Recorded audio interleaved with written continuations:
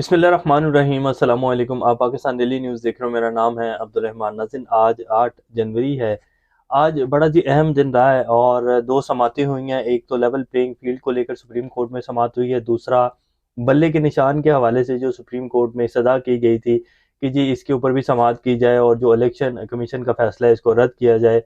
तो उसके ऊपर चीफ जस्टिस ऑफ पाकिस्तान जो है वो काफ़ी आग बगोला तो हुए। उन्होंने कहा कि जी आप जो है हमारे सामने लेकर आएंगे तो ही हम जो है वो लगाएंगे ना, कब आपने जो है दरख्वास्त दी है।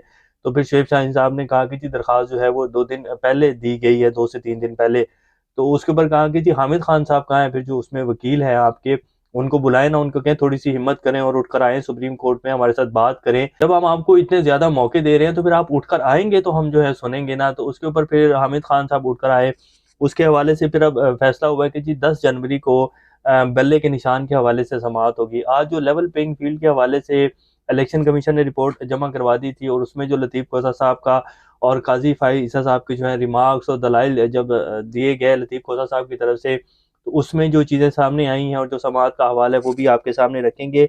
इसके साथ साथ ये भी कहा जा रहा है कि जी पाकिस्तान में एमरजेंसी लग सकती है। बड़े सीनियर सहाफ़ी, कुछ बड़े सीनियर लोग जो हैं वो ये कह रहे हैं, जैसे कि हारून रशीद साहब ने भी कहा कि इलेक्शन जो है उनके ऊपर काले बादल मंडा रहे हैं। इसी तरह हफीजुल्लाह नियाज़ी साहब जो हैं उन्होंने कहा कि जी एमरजेंसी लग सकती है, एमरजेंसी की तैयारियां हो रही हैं। सदर प्रेसिडेंट साहब जो हैं आरिफ अलवी साहब वो भी राज़ी हैं और निगरान वज़ीर आज़म साहब भी राज़ी हैं।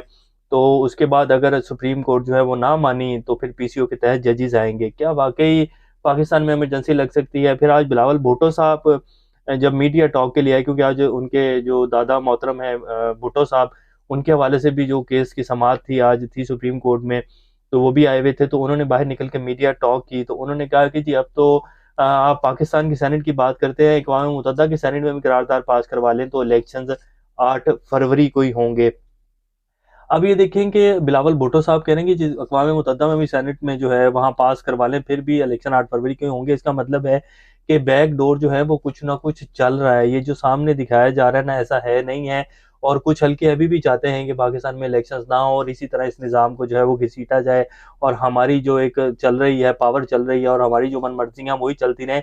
इसीलिए बिलावल भुट्टो साहब ने भी इतना सख्त जो है वो स्टांस लिया गया कि जी अक़वाम मुत्तहिदा में भी करारदाद पास करवा लें तब भी इलेक्शन 8 फरवरी के ही होंगे। तो ये सारे आप चल क्या रहा है, क्या वाकई इलेक्शन मुलतवी हो सकते हैं? आज की जो समाअत है और काजी फाइज ईसा साहब के ऊपर भी जी बहुत ज़्यादा ट्रोलिंग जो है वो की जाती है सोशल मीडिया के ऊपर। और हमारे कुछ जो नाम नहाज सहाफ़ी हैं सोशल मीडिया के, ठीक है आप जायज़ तनकीद करें लेकिन एक ज़्यादा तनकीद और एक ज़्यादा ही जो है आप पीटीआई की साइड लेते हुए जो है हर बंदे को रगड़े जा रहे हैं, ऐसा भी नहीं होना चाहिए।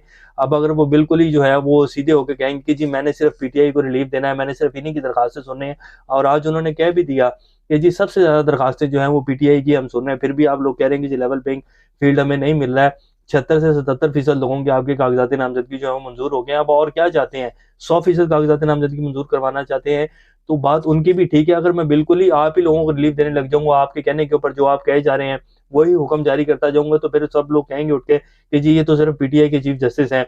तो ऐसा भी नहीं होना चाहिए। तो बात काजी फाइज ईसा साहब की भी काफी हद तक ठीक है।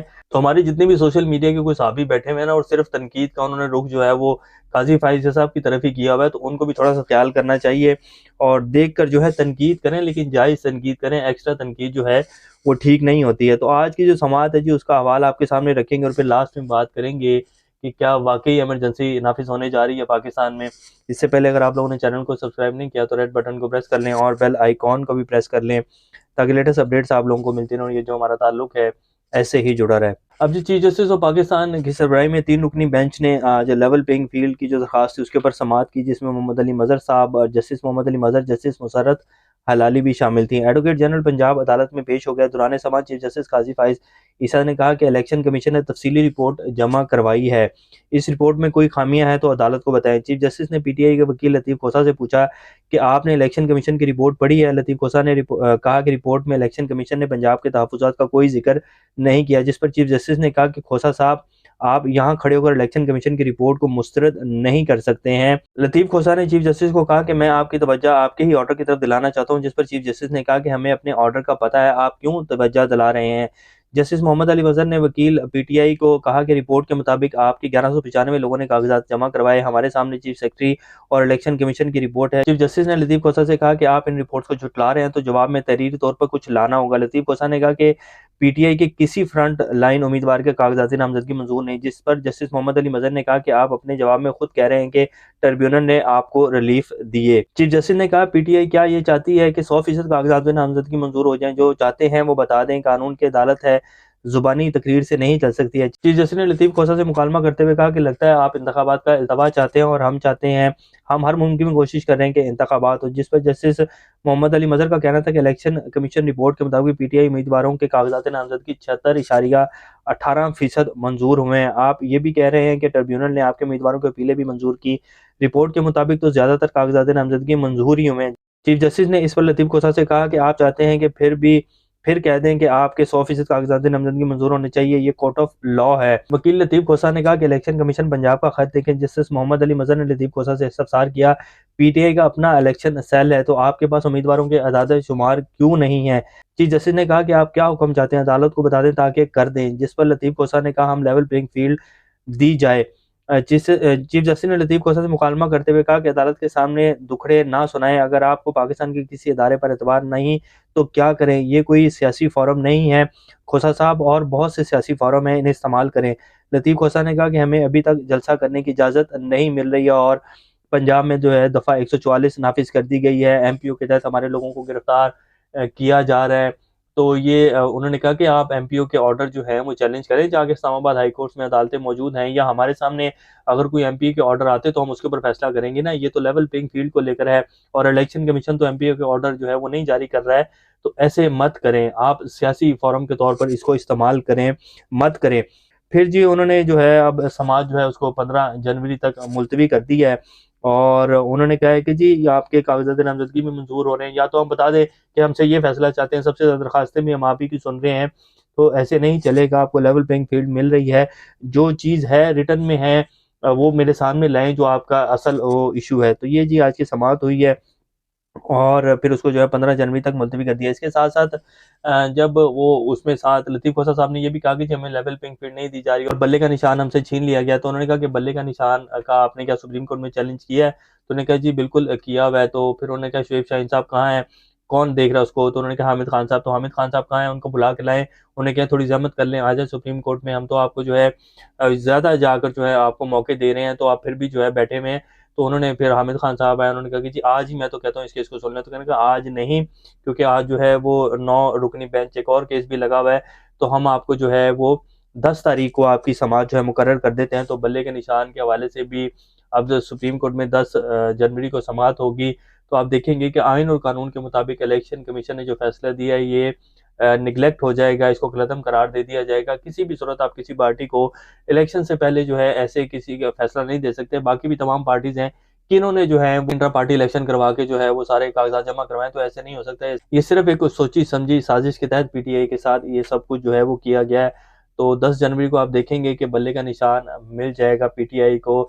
ये इम्पॉसिबल है कि बल्ले का निशान उनसे छीना जाएगा। ये दबड़गुसोनी के साथ जो है फैसले दिए गए हैं इलेक्शन कमीशन की तरफ से, और इलेक्शन कमीशन इसका मजाज ही नहीं था। सब कुछ जो है वो हो चुका है, इलेक्शन पास है, तो बल्ले का निशान छीन कर क्या कर लेंगे?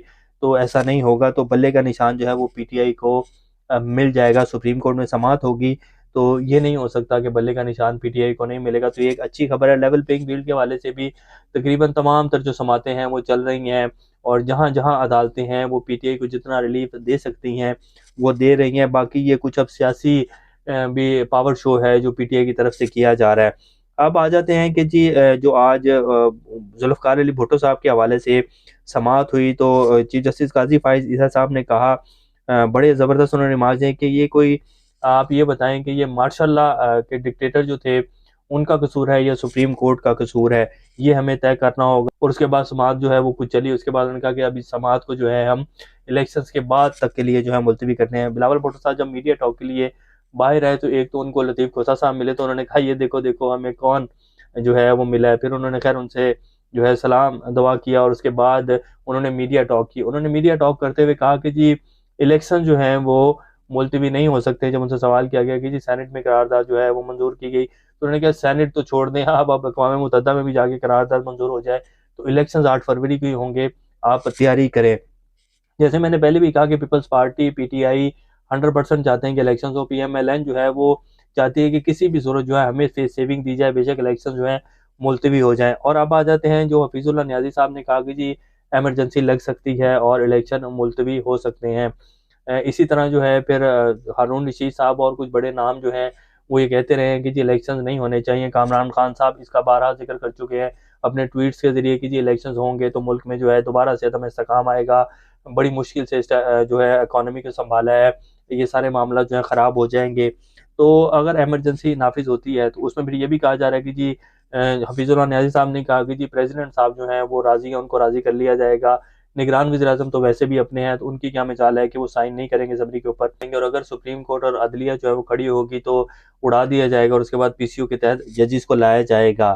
अब अगर ऐसे हालात बनते हैं, ये सोशल मीडिया का दौर है, मेरा नहीं ख्याल कि इतना संगीन कदम जो है वो उठाना चाहिए और इस तरह का कोई फैसला जो है करना चाहिए।